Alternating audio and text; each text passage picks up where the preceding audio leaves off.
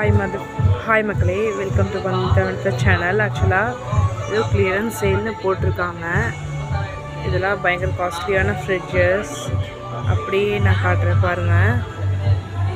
So நம்ம Reliance mall ஈரோடில் இதெல்லாம் அவைலபிளாக இருக்குது. ஸோ நான் மெயினாக ஃப்ரிட்ஜ் செக்ஷனுக்கு தான் வந்திருக்கேன். ஸோ எல்இடி டச் பேனல்லாம் போட்டிருக்கு, பார்க்கலாம் எப்படி இருக்குன்னு. ஆக்சுவலாக நல்லாயிருக்கு பார்க்கவே. ஸோ பாருங்கள்.